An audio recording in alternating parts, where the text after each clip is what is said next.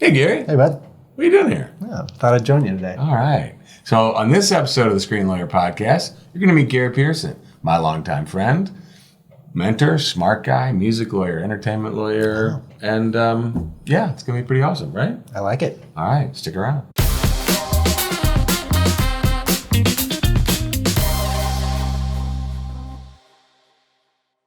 Hey there. Pete Salsick here, the Screen Lawyer. Welcome to my friend Gary Pierson. Thank Gary, you. what's your name? It's good to be here. I haven't come up with a cool moniker yet. I know. You gotta help me with that. Well, in the last episode, I spent way too long telling everybody about how Jim Hacking helped me come up with the name for the Screen Lawyer. So maybe we need to get Jim or somebody else to come up with a cool name for you. Because there we go. You know, you're every bit a screen lawyer, entertainment lawyer. In fact, a lot more than that, which we're going to get into. But first of all, welcome. Thank you. Yeah. It really is good to be here. Yeah, I've been telling you about this for a while. You have. And what do you usually say to me? Just do it. That's right. Let's do. Quit talking. All right. Well, we got to keep talking here because this is Let's podcast. talk more rock, right? Right. Exactly. That's my whole Isn't thing. that the truth? So, why are we here, right? Well, Gary and I have worked together for, 18 years? Long time. Long time. Off and on. We've been partners in the same firm. We kind of grew up in the same firm. We went our separate ways. We've teamed up many times. We've been opposite each other, which is a good story. When Gary schooled me a little bit on a deal. Don't tell my client, who's probably listening, hopefully. I think they have. I think they got over it. But now we're joining forces again here on the podcast, but also in our practice to combine the work that we do. And I think it's really exciting. I'm excited myself. I'm excited too, both to be here today and to be working together. Yeah.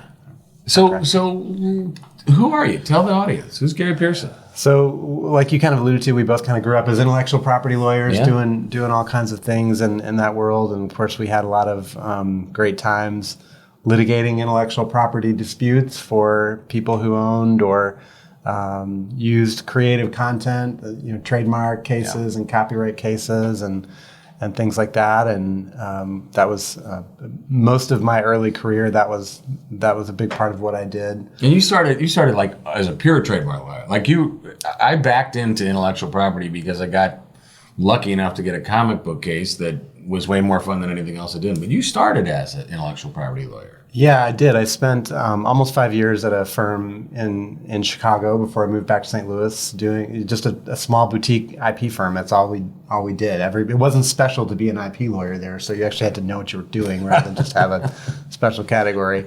So it was a good place to train. Got a lot of deep background in trademark work, a lot of advertising and marketing practices. Yeah.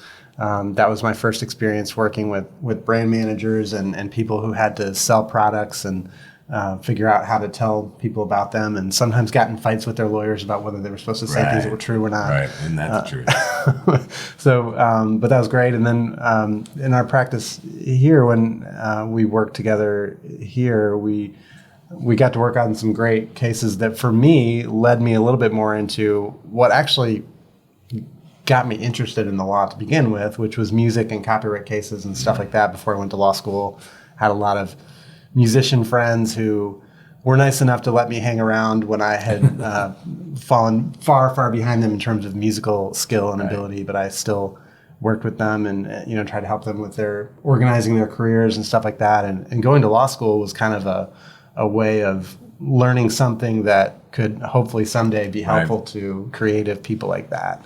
I totally agree. I mean, that's a big motivation about, and we've talked about this, the chance that we get to do the legal work that we do. We get to provide value at the same sort of professional level as people who are very, very good and successful being creatives. Right. And it scratches that itch. I get to play guitar with my old friends and a couple times a year in a cover band, but I'm not ever going to feed my family with my musical talent. But by being a lawyer in that world and in the screen world, we get to sort of be part of that. Right. Yeah, what I really like about it, and I use this description of working with creative people, and that can be brand managers, that can be people who design merchandise, it can be songwriters, filmmakers, actors, but there's a creative aspect to a lot of those different types of work that I have found throughout my life, personally and professionally, that those people need someone to translate them to the world, and they need someone to translate the world to them. And that's a way that I try to think about what I do, is to relate to them. It's not tell them what to do. It's not tell them what they should or shouldn't do. It's translate things. It's interpret. It's guide and advise. You have to get to know them. You have to have a little bit of that creative side in order to really relate to them and to hear what is important to them. Right. Just like any business person, if you don't understand what it is that they actually want to accomplish and matters to them, you can't translate that to the world. So, but that's how I try to think about it, in that kind of translator role. And that's been, it's applicable in a lot of different contexts. Mm-hmm. So, and it's very fulfilling to be able to do that for people on both sides of that. So. Yeah, that's the concept of translating is, I think you're absolutely right. A lot of times when working with creatives, especially when they're new and they're getting started, whether it's a musician or a filmmaker, and they've got the opportunity to maybe get a deal with somebody big, right? A big distributor, a studio, or a record label, or whomever, and they don't have any bargaining power. Right. Right? I mean, they really don't. Right. So it's a negotiation, but it's not much of a negotiation. Yep. It's more of I always think, I may not be able to get you a better deal because that's you and that's them. Mm-hmm. But what I can make sure is that you understand the deal you've agreed to. You don't walk around in the world thinking one thing. I signed this contract. I'm going to get $1 million on Thursday. Right. And no, you're not, because that's not what the contract said. Right. And so I think that translation, that's a really good way to put it. I think it comes up constantly. You've done a lot more work. Most of my, if I had to say, my screen lawyer work has been on the production, more on the video side, film, TV, that sort of world. But you've spent a lot of time in the music side of the industry. I mean, we both overlapped, but you have a lot more music background. Can you tell us a little bit about that? Yeah. So, you're absolutely right in terms of helping people understand what it is that they're doing is sometimes as important as making what they're doing or what the terms are better. Right. And for me, that's been a lot of my practice in the music space has been with those early stage career writers or artists or producers who don't have a lot of bargaining power, right. But by working with them and helping them to understand what they do, you can figure out what is important to them and what you can impact on it, as much in not only the execution or what the deal looks like when it's executed, but then how it is, the sort of how it's lived under going forward. Right. Can be helpful. So a lot of my work is that it's songwriters, it's musicians, it's artists, recording artists, producers, managers, when they're in the early stages of their career. Sometimes it's a first deal, sometimes it's a second or third that's maybe a little bit bigger. There's a little bit more at stake. Mm. And then I've also been really fortunate to work with some, we kind of refer to as legacy or more established artists. Yeah. You've got a little bit more of a catalog there to work with. They're not always today's current pop music hot thing, but there's a base of income there. There's a catalog of work that they've amassed over their years, and that's just as important and complicated to take care of and to deal with on a sometimes day-to-day basis as the breaking stuff. Well, because you're a lot of times in that situation, aren't you dealing with the estate, like the heirs, not the musicians themselves? Yeah. Maybe not the original managers. Maybe probably people that had never saw those contracts that were signed way back when, or don't understand what publishing rights they still have, or so translation there is huge, right? It's a whole different language, actually, because they just know that Grandpa made a lot of money playing music. How come I can't? Yes, and it's a little more complicated than that. Exactly. Yeah, it's a whole different dynamic, and the family dynamics and groups of people that are related to something but not related in all the same ways. They don't all have the same experience with it, or some may have been a part of it, firsthand, and some may not. And they've also been, and that's probably something that I've learned a little bit more in the later half of my career or whatever, is that's another group to have to translate things to, or have to understand that deals with different things. I mean, people who have been the sons, daughters, spouses, cousins, nephews, whatever, of someone who their whole life was very famous and someone that people tried to take advantage of or get things from. There's just a different dynamic. There's probably a protectiveness of course, they have absolutely. built up over time. And it's really important to understand that too. Well, you must really have to, I mean, to come in at this later stage and be inside their trusted circle. That's a meaningful relationship. You can never take that lightly, and it's very easy. I'm very protective of it, very defensive of it. Sometimes people say, "Oh, so and so. Let me give me a deal doing blah blah blah." Yeah, and it's like, no, I don't sell my relationships my like access, that. Like that's just not for a. I mean, maybe there's a number of digits that you can't think of it as that you have to always keep what is important in mind, and that's what's best for them. What's best for them as a client, and this isn't about who I know or what my connections are using those kind of. This is about what is best for them and looking out for that interest. And so, but it's really rewarding. It's really challenging. I've been able to be a part of what I consider to be some really historic projects. Well, that really matter. Yeah. How about telling us? I mean, I know one that I'm thinking of that everybody should know about. Certainly, anybody that grew up with rock and roll.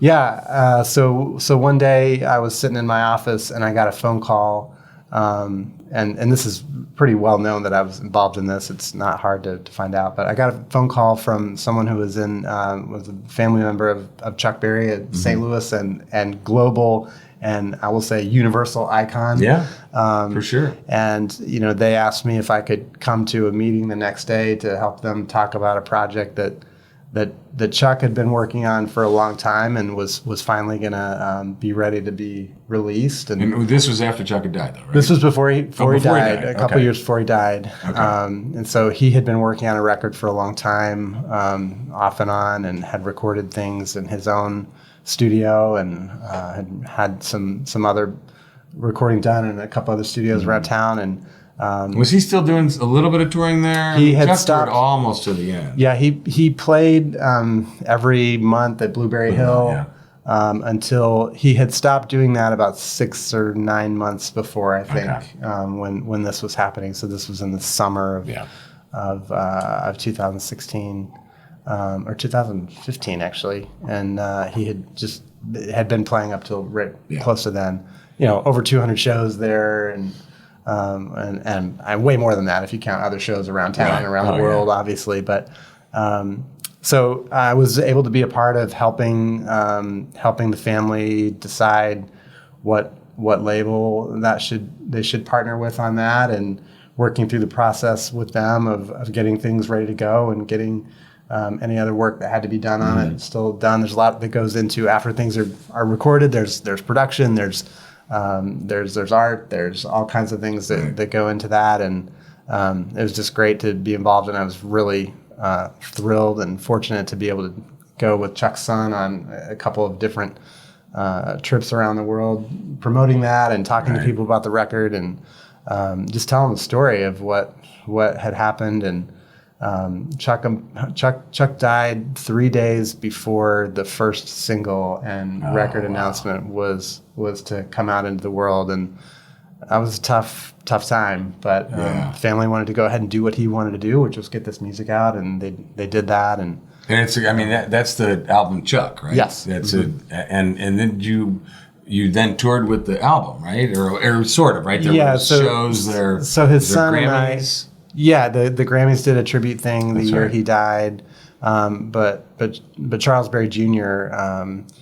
And I went on some and his son Charles Berry III, who actually is a great musician as well. Yeah. Chuck's son played with him on tours around the world, and now his grandson has a band here in town. I think he's probably a lot of people have seen him play, and hopefully more will soon. Absolutely. And Charlie Berry. We got to go to do a series of interviews and things promoting, just telling the story really about it is promotion, but it's telling the story about why Chuck wanted this music to be out in the world and how it came to be. And it was very much a family project. His son, daughter, and grandson all play or perform on Right. the record, and Right. it was just really, really great time. That's cool. That's such cool. And that's only one of the sort of legacy artists that Yeah, you've we've worked done with. a lot of other projects with them since then, and more to come, I think. And there's always things that are important to do for that kind of. That's an artist that me and a lot of other people wouldn't have this job if not for him. And Yeah, I take yeah. that pretty seriously. I take seriously the responsibility of protecting that legacy and helping it to endure for other people who will do things that will have a similar impact in 100 years. Yeah, And that's yeah. that's how I like to think That's of an it. interesting. Well, and when you think about it, you say 100 years, and someone says, "Oh, well, what are you talking about?" Well, copyright law. I mean, it lasts. Life of the artist was 70. I mean, it's Right. crazy. Right. So it really does have a life. It doesn't Absolutely. go away. And so when people are successful, and I did some did some talks last year. We'll talk more about it as we come through. The cases that are coming up in the copyright world because the 35 years since the original assignments have triggered a lot of these artists in Chuck's time, and many artists at that time were performing sort of work for hires, and doing all this work and assigning the writing. And the old Copyright Act didn't have a really clear definition of work for hire the way it does now. Right. So they were just assigning their ownership. Well, the Copyright Act says after 35 years, you can get that assignment back. And Right. you got to follow the right steps and stuff. But all of a sudden, some of this work that has been really, really valuable for the labels and everybody else suddenly is back in the hands of the family. Right. And some really interesting stuff. There's going to be some interesting, I think, circuit court, maybe even Supreme Court cases that help define which version of the work for hire language governs some of this thing. Because if it was a work for hire, there never was assignment, it never goes back.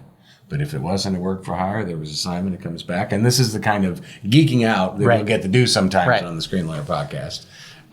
But yeah, that suddenly that's an incredibly valuable asset, Right. or group of assets. Right.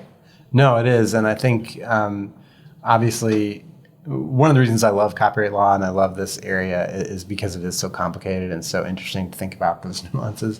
But in my mind, we have to kind of think about that in one part of our brain, and then in another part of our brain, think like, how do we make this accessible for people who need to use it and do it all the time? Sure. And that's the challenge because, what's important to the person going into the studio today, I'm going to talk to one of them later today, like preparing for a session of writing and recording. And what's important about that context is what do they need to know to do to establish the ground rules that will govern for a very long time if they write a hit song today.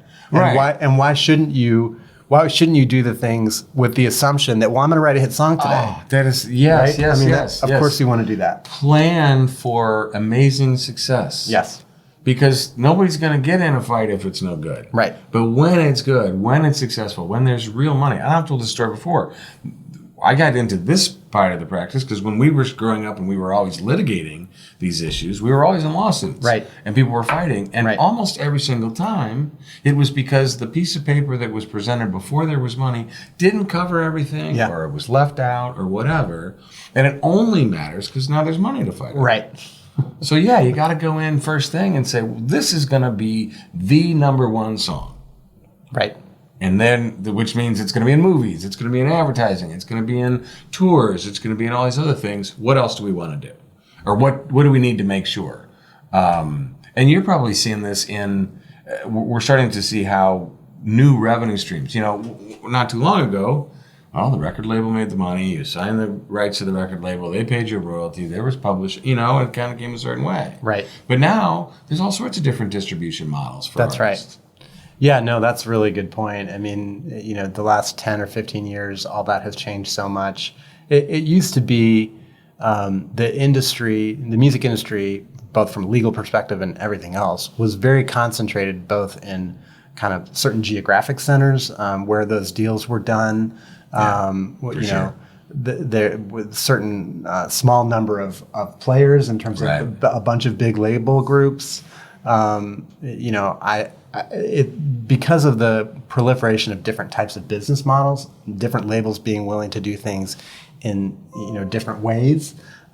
It's now completely changed the dynamic of that. Yeah. The reason that it's you don't have to have the same team from the label manager, attorney, as the last 10 deals that got done, because they're all different deals anyway.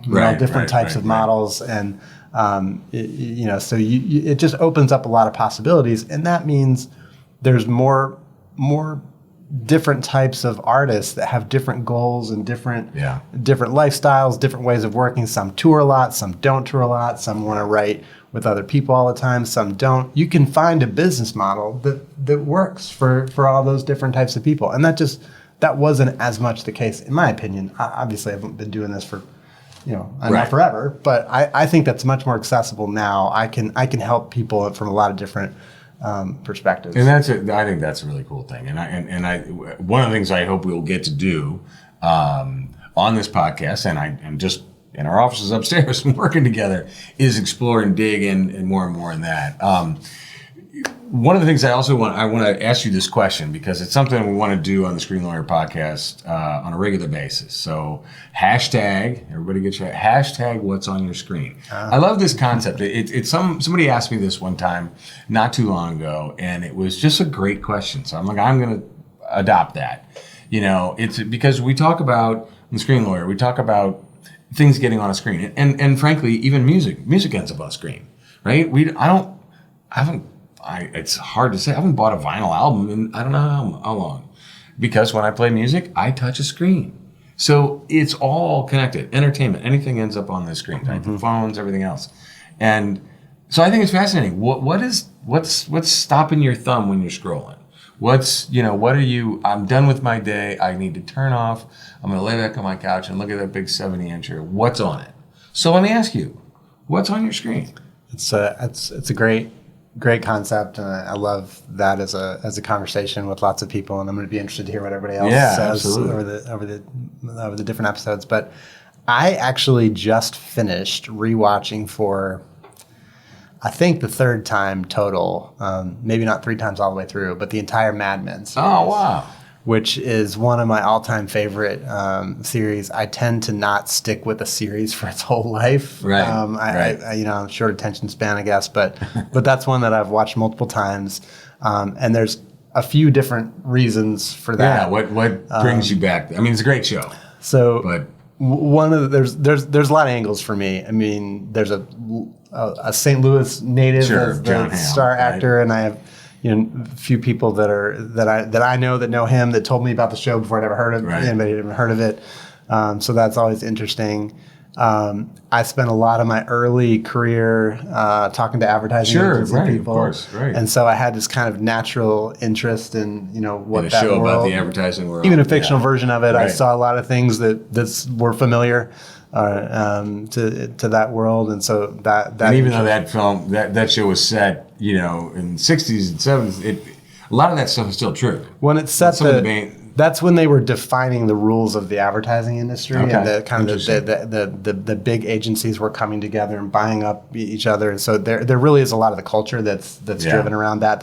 The Mad Men, the Mad Men is Madison Avenue, right. And that's where that comes from. And that's the origins of that. So it's really interesting from that perspective. It's very character driven, obviously, centered around really a couple. Cool use of music. And the music, and this is where watching the second, third time, I mean, I was just telling my wife about this the other day. Like, there are some syncs that they use. So that's kind of a little bit of an interesting term. Synchronization is a kind of a specific use of a copyrighted work, in this case, a song. And so in the business, we call it a sync when a piece of music is used in film or TV or commercials or any other video context. So there's some syncs in that song that I appreciate the complexity and the importance of them to both to the story and to that work, and also to getting them there. that I probably didn't What do you understand. mean by getting in there? Like how difficult it was to track down all How the rights difficult, to how many sing different to writers, how many Yeah, different yeah, interests might have been yeah, involved. for sure. And I've been in, over the last 10 years or so, I've been in a lot of those situations where you might have one writer that their publishing is with one company and the other is with a different company, Right. or, the part's been sold off and there's different interests involved, and it can be really complicated. And, yeah, work because out all that. to get that right, to include that music in your video production, you need everybody who Right. has an interest to Right. sign off and say yes, and any one of them can say no. Right.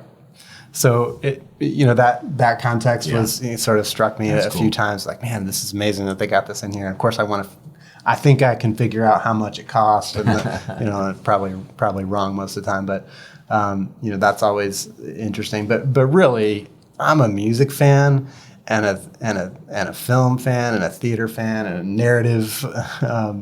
Work fan, and Right. so it's how a song weaves into the story Yeah. and illusions that are placed by that, that maybe are, because the episode already, or the next episode or a couple Yeah, along, yeah. you realize that the use of that music drives the story in a way Right. that you can't actually fully comprehend the first time, and you see it coming now because you know where it's going, but the art and the craft of that just gives me chills sometimes Wow. to put All that right. together. Well, the And Mad I Men, love it. folks, we got to get. That's actually this is interesting. I'll put that back on my list. I love that show. We watched it pretty much straight through season by season when it was on, but I haven't gone back. Yeah. So, all right. Well, what's on your screen? That's something we're going to talk about on a regular basis here on the Screen Lawyer Podcast. So we're going to wind things up today. Gary, fantastic to have you here. Hopefully you'll be sitting right here many times as we talk to our colleagues and friends and just riff on what's going on in the world. Starting to do some talk about artificial intelligence, which is blowing up in our worlds. And so, yeah, we'll keep it going. But what I remind everybody out there, if you're enjoying this content, I hope you are, hit that like button, hit the subscribe button down there, and also go to thescreenlawyer.com. You can find us anywhere, anytime at thescreenlawyer.com with new episodes, other information, and just how to connect with us, which we would love to do. So that's it for today. Any parting words? It's been really fun. I like doing this, and I love talking to you about this stuff. And let's do it again. Let's do it again. All right. I'll see you here tomorrow. All right. All right. Take care, everybody. See you soon.